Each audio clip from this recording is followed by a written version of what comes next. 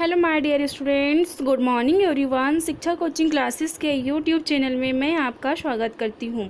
आइए स्टूडेंट्स, आज हम क्लास 12 सब्जेक्ट फिजिक्स का नया सेशन 2021-22 के लिए यूनिट फर्स्ट स्थिर वैद्युतिकी इलेक्ट्रोस्टैटिक्स का चैप्टर सेकंड वैद्युत विभव एवं धारिता पढ़ते हैं। देखिए, आज के इस लेक्चर में हम वैद्युत विभव एवं धारिता पढ़ेंगे। ये यूनिट फर्स्ट का चैप्टर सेकंड है। इसके पहले हमने सभी चैप्टर फर्स्ट के सभी जो टॉपिक्स है, सभी थ्योरम हमने कंप्लीट कर चुके हैं स्टूडेंट्स। तो आप जो है चैप्टर फर्स्ट के सभी लेक्चर्स जो है प्लेलिस्ट में जाकर आप हमारे चैनल में देख सकते हो। तो आइए अब हम स्टार्ट करते हैं आज का नया टॉपिक वैद्युत विभव। तो पढ़ते हैं हम स्टूडेंट्स वैद्युत विभव के बारे में।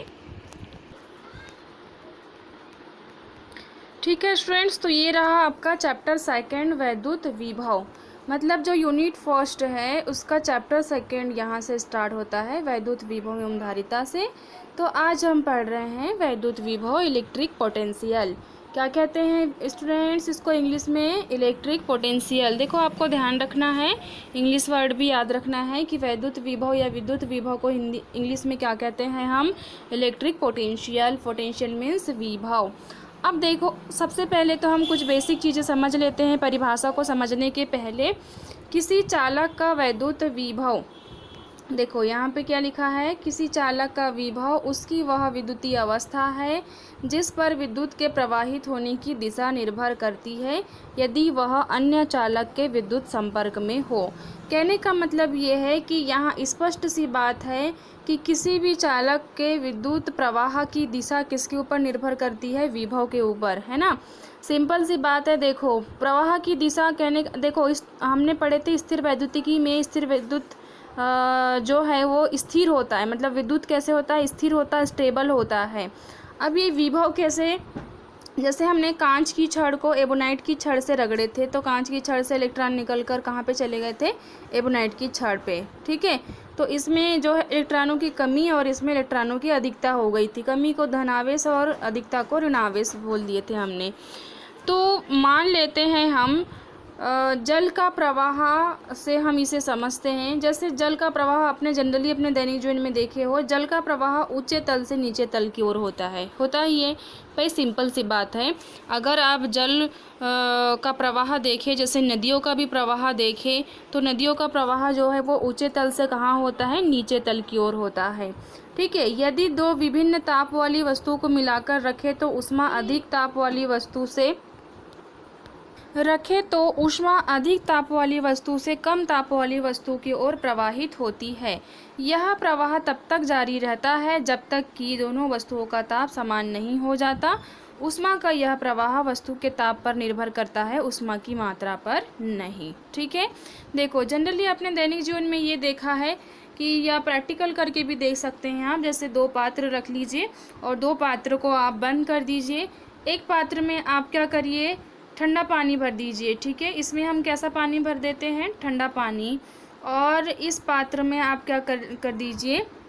गर्म पानी भर दीजिए। ठीक है, गर्म पानी भर दीजिए। उसके बाद में आप देखिए कि एक समय ऐसा आएगा कि इसका जो टेम्परेचर है दोनों का क्या हो जाएगा? समान हो जाएगा। मतलब कि ये जो गर्म पानी यानी कि गर्म जो ताप है, मतलब जो ऊष्मा है, वो यहाँ से एक स्थान से दूसरे स्थान पर क्या हो जाएगी?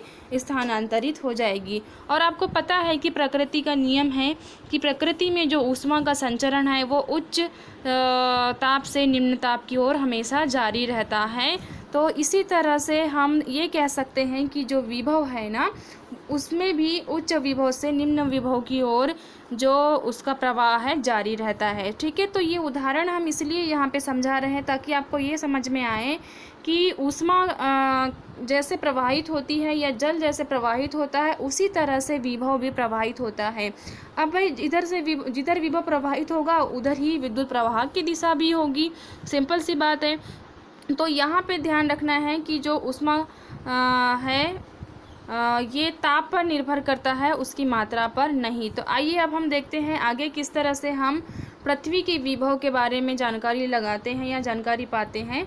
हम जानते हैं कि किसी स्थान की ऊंचाई समुद्र तल का शून्य मानकर नापी जा सकती है। आपको पता है किसी भी वस्तु यानी कि कोई भी चीज़ जैसे कि हिमालय है, उसकी भी ऊंचाई जो है वो कहाँ से मापी जाती गई है? समुद्र तल से। तो पृथ्वी पर स्थित कोई भी ऊंची वस्तु की जो ऊंचाई है वो समुद्र तल को आधार मानकर ही मापी जाती है, क्योंकि समुद्र में थोड़ा पानी डालने या निकालने से उसके तल में कोई विशेष अंतर नहीं पड़ता है।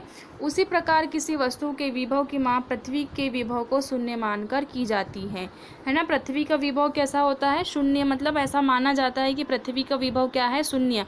मतलब आप उसको कितने भी धारा प्रवाहित करो, उसको विभव में कोई भी परिवर्तन नहीं होता है। इसका कारण यह है कि पृथ्वी इतनी विशाल चालक है कि उसे कुछ आवेश देने से उसके विभव में कोई विशेष अंतर नहीं आता है। ठीक है, अगर आप उसे कुछ आवेश भी दे देते हैं तो उसके विभव में कोई अंतर नहीं आता है।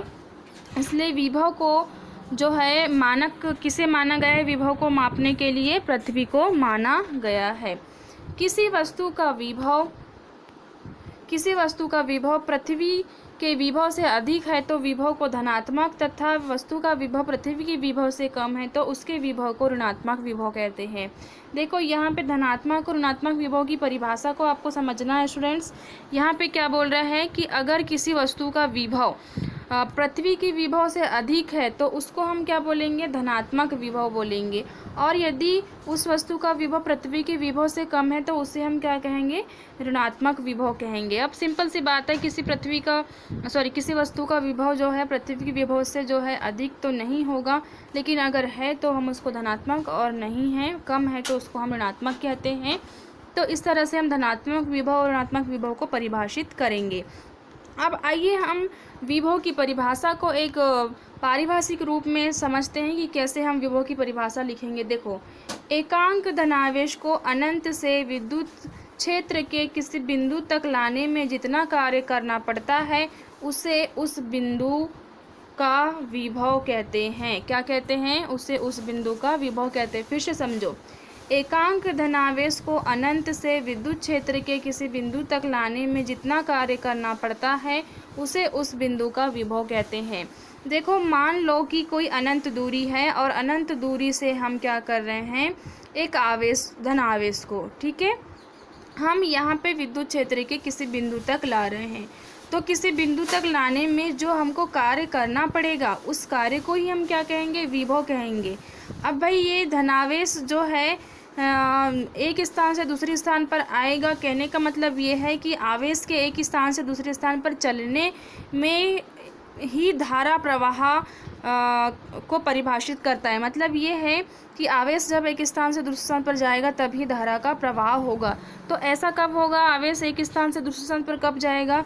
जब एक स्थान में आवेश मतलब कि एक में कम होगा और एक में क्या होगा? अधिक। मतलब एक स्थान पर विभव क्या होगा? अधिक, और एक स्थान पर विभव क्या होगा? कम। तभी जो है एक स्थान से दूसरे स्थान पर हम धनावेश को लेके जाएंगे तो उसमें हमको कार्य जो करना पड़ेगा उसे ही हम क्या कहते हैं? विभव कहते हैं। विभव कैसी राशि है?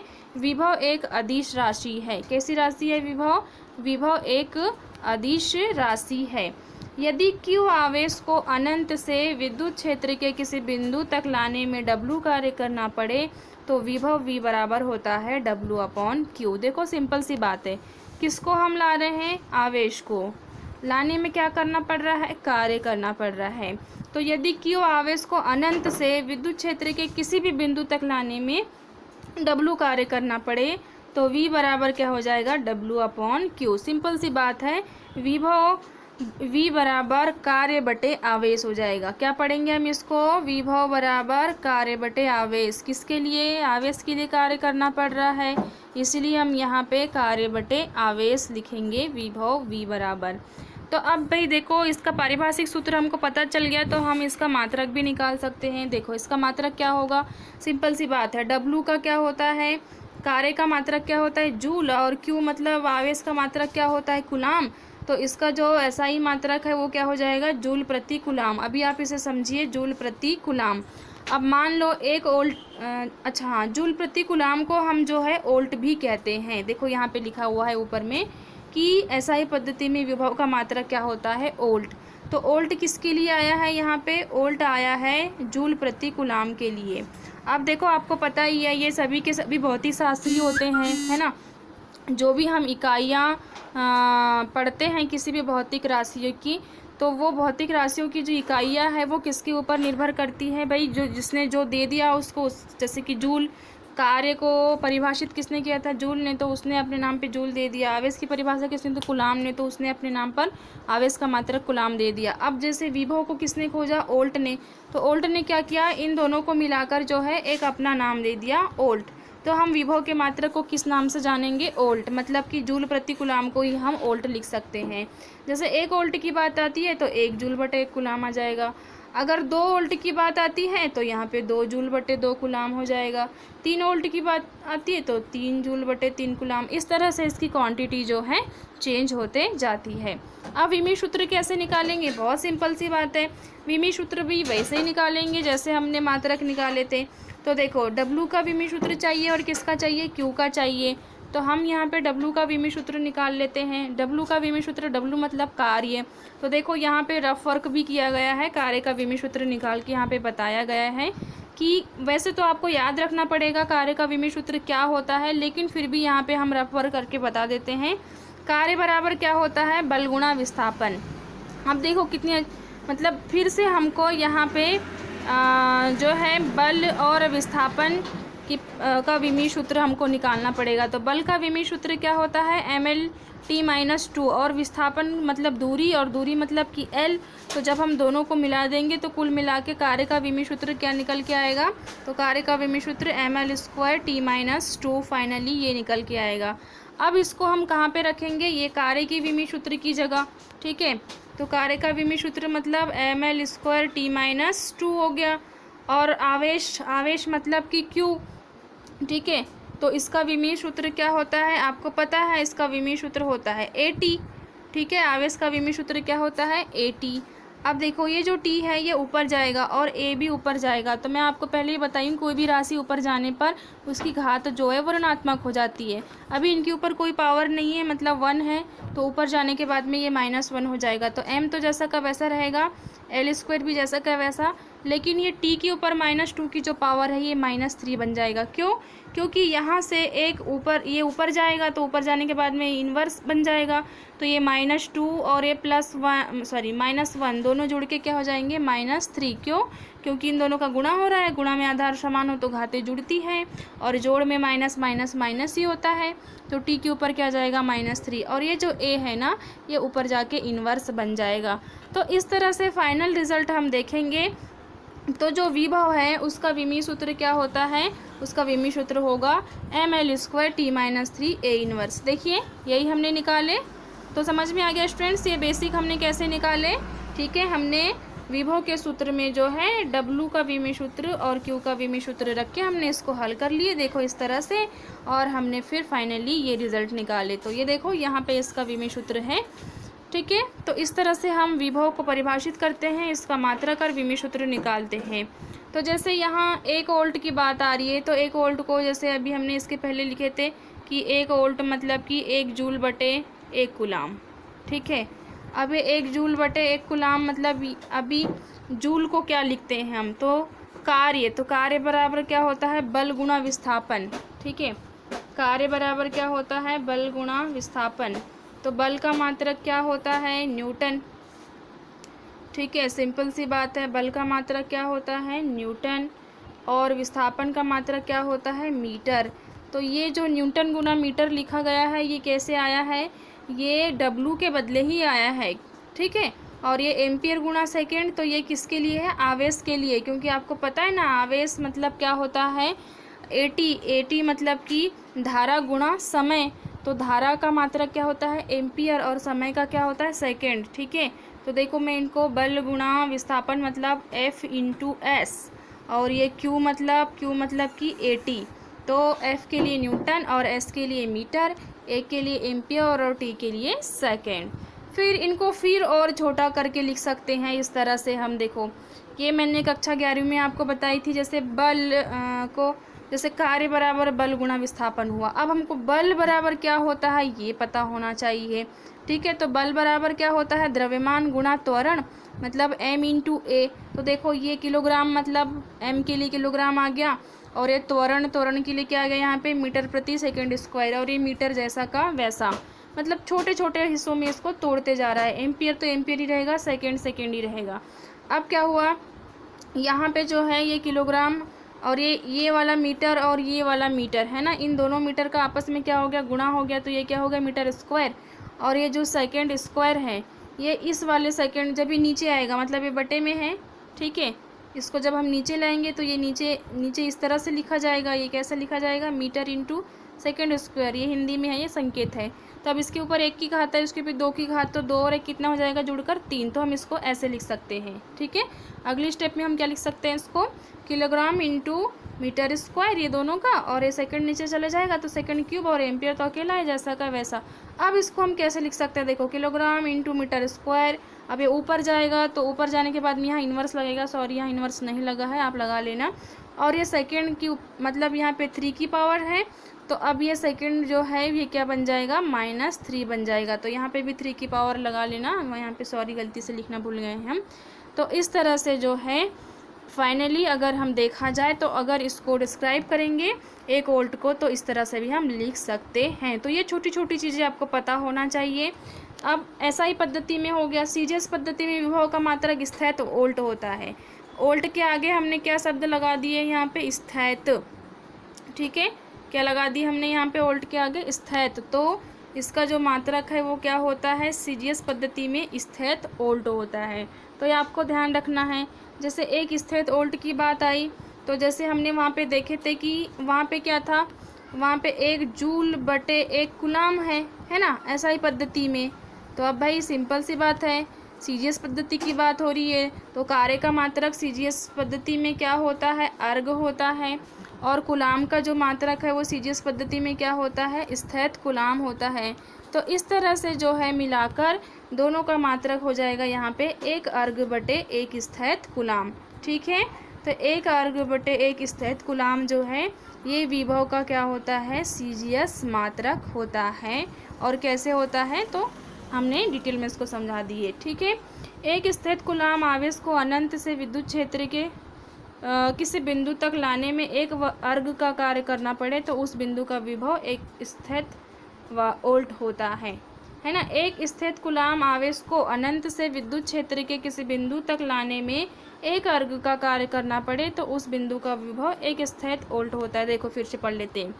एक स्थित कूलम आवेश को अनंत से विद्युत क्षेत्र के किसी बिंदु तक लाने में 1 अर्ग का कार्य करना पड़े तो उस बिंदु का विभव 1 स्थैत वोल्ट कहलाता है। सिंपल सी बात है भाई। देखो विभव किसे कहते हैं कि धनावेश या आवेश को अनंत से विद्युत क्षेत्र के किसी बिंदु तक लाने में जो कार्य करना पड़ता है उसे हम विभव कहते हैं।